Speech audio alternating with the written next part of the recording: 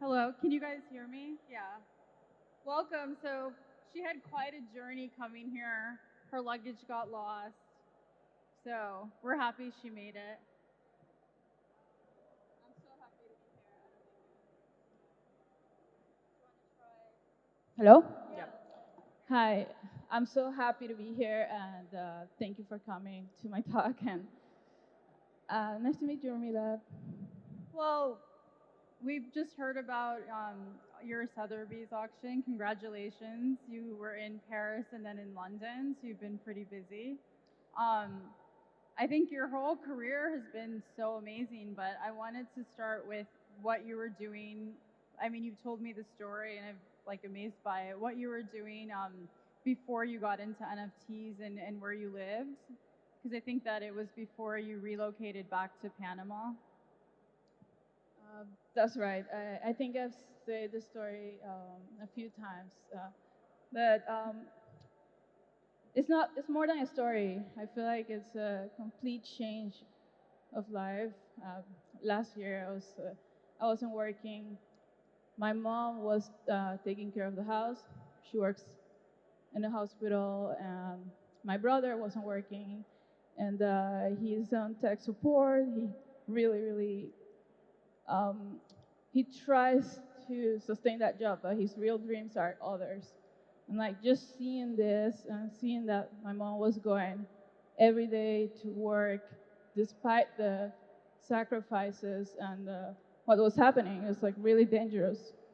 I remember waking up at 4 a.m. where she lives and just having so much anxiety over the fact that she could, it was the height of the pandemic, and I had just come from Toronto, where I was trying to study, um, and just recovering from starting from zero again, and going back to my country, Panama, which is a developing country. It was one of the most strange and like hard experiences in my life, but I decided to just hyper focus on what I was doing. Just like what I love is just being in the computer, experimenting and trying new things. I consider my art not only generative, but also new media and conceptual, in the sense that I try to express my feelings and emotions through it more than just generating geometry and patterns. So these patterns were what guide me through finding that safe space. Because like we meditate, we try to find ways to feel better with ourselves while dealing with so many emotions, and I find that with generative art and what I do. And were you always technical? Because you mentioned that when you went, I think it was when you went back to Panama, you started to take Coursera courses. Um, yes, I was studying architectural technology first, and I'm in love with architecture. I think that's one of the things that inspire me the most. Um, and I couldn't continue the career in Toronto because it was too expensive. That's one of the reasons why I decided to come back. And yeah, I was taking Coursera courses and with University of London. They have a special course for Bachelor of Computer Science. And I wrote a long letter of why I wanted to study computer science. I wanted to come back to Panama fully prepared to, being able to just not only ask for the government to um, put projects out there for people, but being able to create it myself.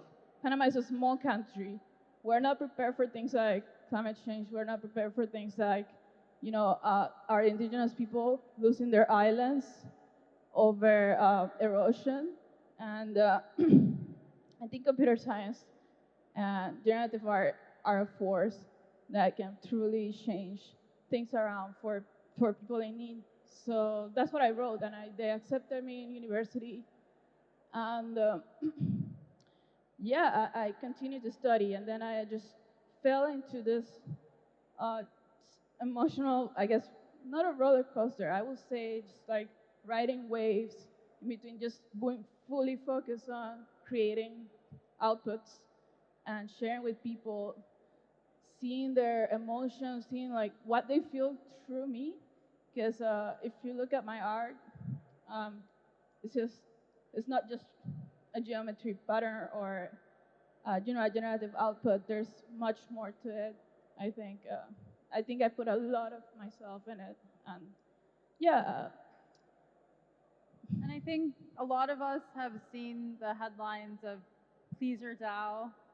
I think it was $2 million worth of Ethereum at the time, purchasing one of your pieces.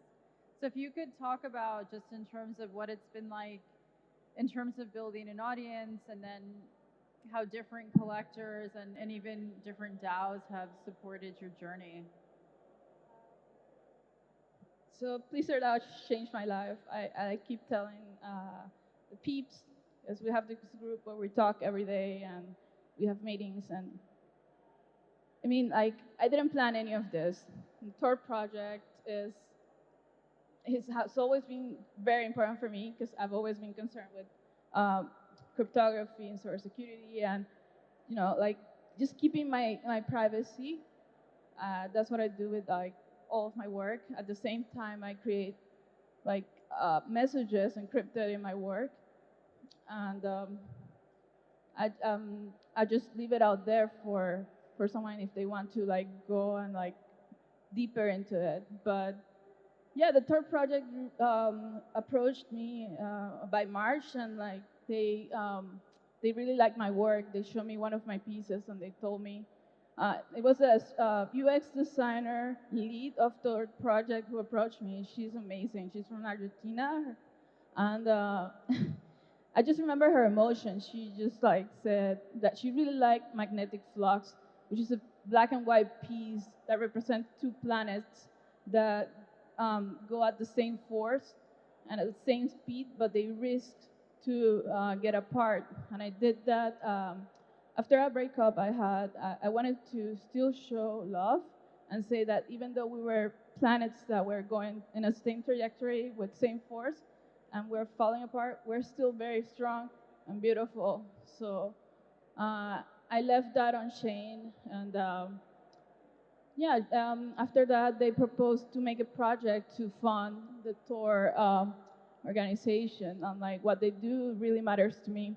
It's different than any other project that I've ever worked on, and it's only been so many.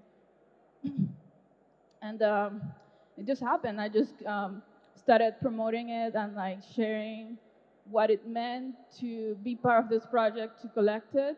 And they heard me, Pleaser DAO, and also the CEO of Kraken, and they were battling in for the token, which also represents the beginning of the Tor project, or the Onion service that was implemented more than 10 years ago.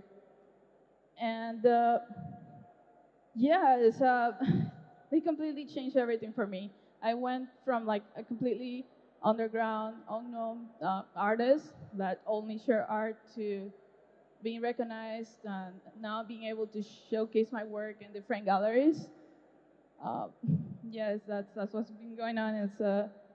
I cried the other day while I was in front of my work in Sotheby's, not because of the institution, not because of like uh,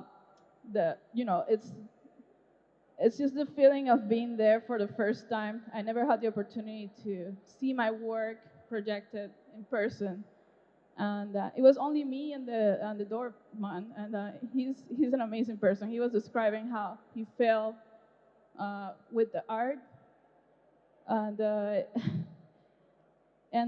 this all thanks to Pleaser DAO. I'm really, really, really thankful for them. They also helped me get to that point where I felt like I needed to show my home. Casco Viejo, which is one of the pieces, is a city in Panama that where I grew up, and I wanted to show and put that on chain in like one of the largest institutions of the world. Uh, yeah. That sounds incredible. If anyone has questions too, let me know. I'm happy to take questions from the audience as well. I think in conversations that we've had, you've talked about wanting to support the artist community in Panama, and I think just wanting to do a lot of social impact work in Panama. You mentioned climate change. What are some of the things that you're planning to do? Um, okay, so Panama is an extremely small country. There's only so many artists like really focusing on NFTs right now. We're trying to spread the word, and I think soon enough we're gonna have things that was happening in El Salvador, like regulation to crypto and like not regulation but actual laws that will promote the use of Ethereum and Bitcoin, and in Panama. And right now it's like it's being implemented, and I think it's highly likely that it's gonna happen really soon. So that will help a lot of artists and like also bring the economy up in Panama, and that's one thing that I'm expecting to see. Um, in terms of artists, there's different groups in Discord and Twitter, and like if you search for like hashtags like Panama NFT, you can find them and help them. Like it's not easy for us to be out there. Like I say, it's a really small country, and like all the NFT force is focused on North America, and like I think like there's a lot of talent all over, and yeah, I'll appreciate if you guys look for it. Are there any artists in particular from Panama that are doing NFTs you really like? From Panama, yes, there's a generative artist called Jorge. He's launched a project in art blocks. His art is really amazing. He's been supporting me from day one, and like we've met in Panama, and through the same things we love, and we just nerd away with it. And yeah, Jorge. And from Panama, there's many artists. Like, but I think there's a lot of performance art and photography, which I really admire too, because part of my work is a bit of performance, and like I also implement photography, video, and to um, my generative artworks. And then when did you start engaging with the NFT community in terms of just learning what this is? And then how did you kind of like what was one of the first platforms that you used? The first platform that I used was Foundation. I minted my first piece there, and my first piece was collected by Dimitri Cherniak. Dimitri Cherniak is one of the biggest promoters of generative art, and like if it wasn't for him and his project Ringers, it wouldn't it wouldn't be the generative art wouldn't be seen the way it's seen right now. Like people started investing, he started bringing collectors in the space, connecting the Art Blocks project with you know a bigger stage. And I think he also supports, minorities. He supported me so much. If it wasn't for him, I wouldn't have a computer 2 years ago to continue doing generative art. It's like my computer broke, and I was like for 3 months just completely stalled. And he noticed because I mean I'm always putting out artwork, and yeah, he really helped me with that. And then I think your story is just very inspiring. And I think just listening to it, what do you think we as individuals can do to support artists? We as individuals, Well, also, I mean, it's interesting because it's individuals, but then also this ecosystem has enabled individuals collectively, like through things like DAOs. So, I mean, I guess even in more innovative ways, what do you think that the community can do more, like whether it's through the DAO or something using the technology or just as an individual crypto collector to better support and empower artists, particularly in globally in different parts of the world? Yeah, I think that's something that I always go back to is that you have to love what you're doing and you have to really, really care about, like, if you're gonna help someone, it's not just gonna be for the clout. It's not just gonna be like, oh, okay, I wanna be the hero and have this like hero complex that goes around what you do in social media and everything because you turn into a machine. And as a programmer, I always try to like turn myself away from being a machine that just like creates, shares for no reason. So if you're gonna meet someone that you really want to help, and if you only focus on this person in your life and this person is successful, I think that's enough. You don't have to like just like create this whole show that is not really true. So that's one thing I think what distincts like the DAOs I'm in. Like I'm not part of many DAOs, and there's so many right now. But you know, like her story or please her out. They're really friends. We're family, and they're just so fun, and like they have fun while they do what they do. So yeah, I think that's really important, and that's something that's changing like the system itself. Like the system is just built on like protocols like and different protocols of like how to behave in life, how to do this, how to do that. But being free while you're helping others, I think that'll help you go in the longer run because you're not getting tired. You're just like feeding yourself with energy and like transmitting it to other people that needs it. And then you've already accomplished so much that like many artists like twice or three times your age like haven't that are successful haven't accomplished. It's amazing. Um, what do you think? Like, what are some things you'd like to do next? Okay, so this year I was telling my friend that I accomplished like 20 years of career in 1 year. And I was looking at it. I was looking at a compilation that someone at Investopedia made, and it's, I couldn't believe it. And it's because I haven't stopped. I hadn't taken a break until now, and I finally decided to come to Europe for the first time. And I realized when I was by myself in the room, like, wow, I'm here. I'm able to support myself to just like travel and meet the people that's been supporting me from afar. I've met like so many friends from the internet, like traveling from Paris to London and now here. And it's a great feeling to finally stop and see that, wow, I participated in this project, it's a tour project. I created a collection that is not too large.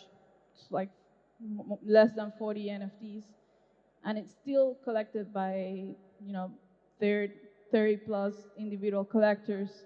And it's just, I know I pay attention to the numbers too. I carry stats of everything I do in numbers, and at the same time in people, like they became my friends. I know that I'll have their support, and that I think that's something really important. And like NFTs, like it's different. It's not like a job, like you just like lose contact once you get fired or whatever.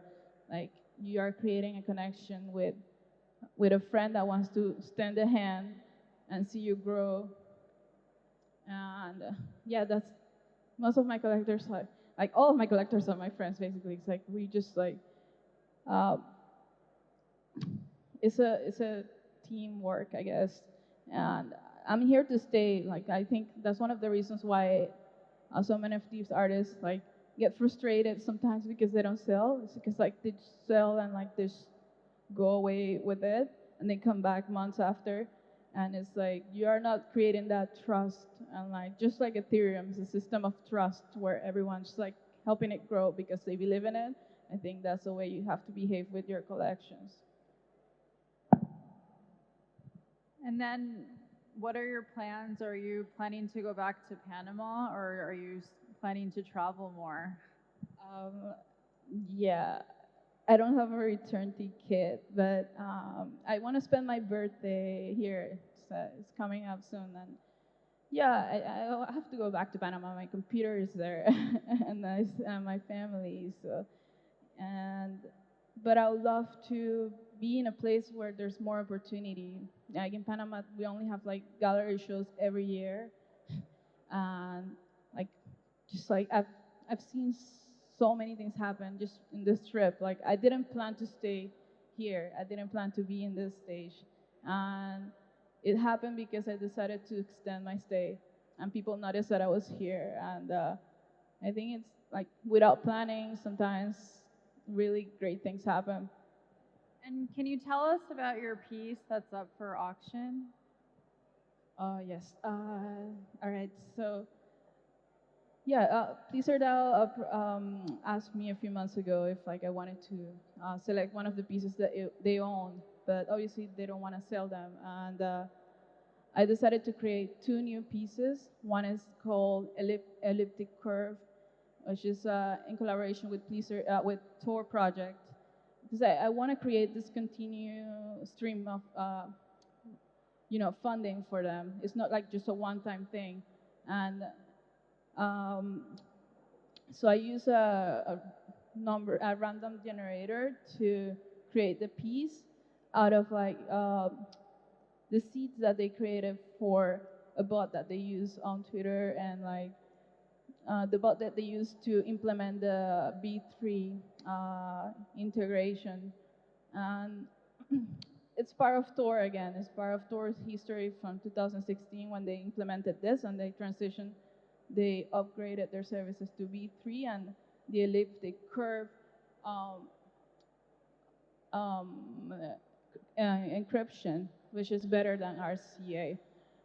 That's why I decided to use the title. And also, I don't know if you're showing the piece, but yeah, it goes in a circle and it just reminds me of a curve. And I created another piece called Casco Viejo in 2016, actually, and it's one of my favorites. Is It looks like this place actually. Like a lot of the city looks like Panama. Panama has the oldest city in the planet, and like it was conquered by the Spaniards years more than 300 years ago, and yeah, that's the place where I was born. So I wanted to make sure people knew where I'm from, and it's a beautiful piece. Like if you really see it, like you see at the center, you can see a door, and within the painting, and it also made me really love generative arts because I could paint without using a brush, and I'm using a digital brush basically, and um, if if you see through the works, it's um, you can see columns, you can see structure, you can see architecture, and at the same time melted paint on all of it. And yeah, it just when I saw it at Sotheby's, I was just so in love with it. I think that's like the secret to this piece, and like I hope someone really special has it, regardless of the final price. I think this time I'm not thinking about it. I just like really want someone that will take care of it. And we met through this amazing NFT artist, Diana Sinclair, and she's spoken a lot about how much you've supported her career and how much the relationship means to her just as another artist. If you could kind of talk a little bit about that in terms of your mentorship towards other NFT artists, and then also those that have helped like inspire you and mentor you. Um, yeah, I met Diana in February or March. I saw her photography, and it was amazing. I could see through how it was her form of art, like fine photography art. And I saw in her bio that she had her flag and the flag of Panama, of Barbados, where I'm also from. My family from my dad's side is from Barbados. And I was like, wow, okay, first Panamanian and Bajang that's doing NFTs. So I decided to talk to her and ask her if she was like doing it. And she said no, because she didn't believe that photography was like taken seriously, but it wasn't at that time. But I said like, you don't have to expect for things to become trendy. You have to like create the movement yourself. So she jumped in and like she started selling. I'm really proud that we met and we collaborated many times. She's an amazing artist, and I think more artists like photographers of like different careers, not only generative art, should be taken seriously as well. Like photographies carry memories. What best token to have than photography token? But it like there's so much out there, so much noise. But if it resonates with you, try to collect it, right? And then, is there a particular artist where you felt really supported you or really like inspired you or made you believe that you could kind of, put things out just in the way that you supported Diana? Or was it like collectively, or did you always kind of have that focus and inner belief that I'm just going to try this?